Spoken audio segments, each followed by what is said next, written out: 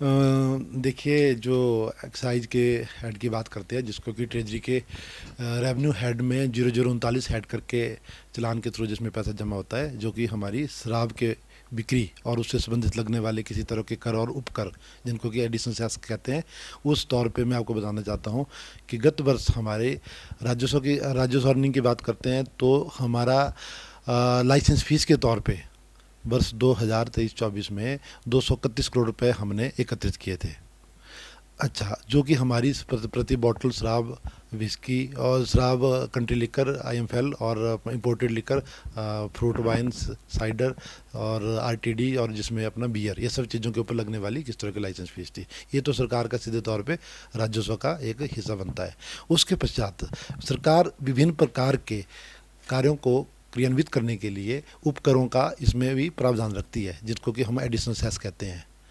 जो कि 0039 हेड के सब हेड के तौर पे हम ट्रेजरी के चलान के थ्रू इसमें ट्रेजरी के थ्रू इसमें ई पेमेंट कोस्ट से हिम कोस्ट से इसमें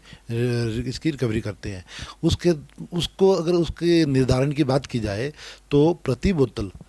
5.5 रुपये का एडिशनल सेस लगता है, जिसमें कि हमारा 2 रुपये पंचायत के रूप में, पंचायत सेस के रूप में, एम्बुलेंस फंड के रूप में 1.5 रुपये और साथ में गौवंश के रूप में 2.5 रुपये, इस तरह से 5.5 रुपये इसका बनता था। और उसके साथ मिल्क सेस के तौर पे 10 रुपये का सरकार ने प्रति बोतल का प्रावधान रखा था।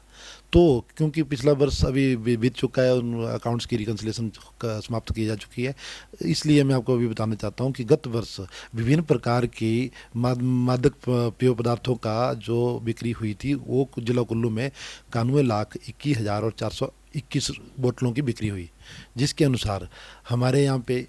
सारे प्रकार के सेसेज के तौर पे जो अमाउंट कलेक्शन हुई थी वो 11,42,88,922 रुपये राजस्व में जमा हुए थे। अब इसमें हेड वाइज अगर बात करता हूँ तो सबसे बड़ा हेड इसमें मिल्क सेस का रहता है, जो जैसे मैंने आपको बताया 10 रुपये प्रति बॉटल के तौर पे, जो कि हमारे पास इस हेड में राजस्व जो अर्जन किया गया वो 8,90,23,290 रुपये का कुल्लू जिले की तरफ से इसमें योगदान रहा। उसके बाद पंचायत सेस की बात आती है, जो पंचायतों को की जाने वाली प्रदान की जाने वाली 2 रुपये की सेस इसमें राशि शामिल होती है। उसमें 68,68,16,246 रुपये का इसमें राजस्व एकत्रित किया गया। उसके पश्चात गौवंश फंड के रूप में 2.5 रुपये प्रति बोतल के हिसाब से गौवंश फंड जो हमारा जिसकी उगाई की जाती है, उस ग्रुप में हमारे पास 1,31,78,133 रुपये एकत्रित किए गए। और एम्बुलेंस फंड जो कि 1 रुपये, एम्बुलेंस फंड जो सरकार द्वारा फ्री एम्बुलेंस की सर्विस प्रोवाइड की जाती है उसकी फंडिंग के लिए 52,71,253 रुपये का योगदान जिला कुल्लू की तरफ से रहा। तो जिस प्रकार मैं आपको इसमें टोटल रिकनसाइल्ड फॉर्म से या टोटल इसका कंपाइल्ड फॉर्म से लास्ट में बताता हूँ, 11,42,88,922 रुपये 91,21,401 बोतलों के रूप में एडिशन उपकर के रूप में हमने राजस्व की उगाई की है। पिछली साल का इसमें एडिशनल उपकर का, चूंकि सरकार का मुख्य तौर पे राजस्व में अगर तुलनात्मक अगर उसका देखा जाए तो वो किया जाता है लाइसेंस फीस की रिकवरी के तौर पे, क्योंकि वो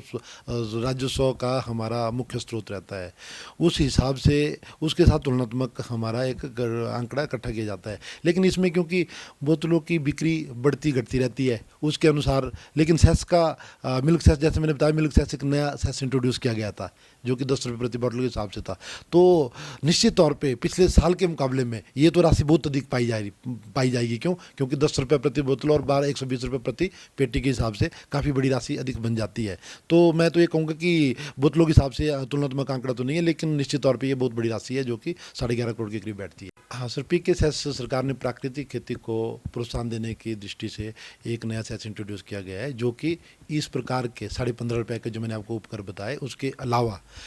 कंट्री लिकर जो देसी शराब रहती है उसके ऊपर 2 रुपये के प्रति बॉटल के हिसाब से, तथा जो हमारी BII कहते हैं जिसमें विस्की और IMFL सारी आती है, उसके ऊपर 5 रुपये प्रति बॉटल के हिसाब से एक नया उपकर इस बार सरकार ने इस पॉलिसी में इंट्रोड्यूस किया है, जिसकी कि उसके क्रमबद्ध रूप से और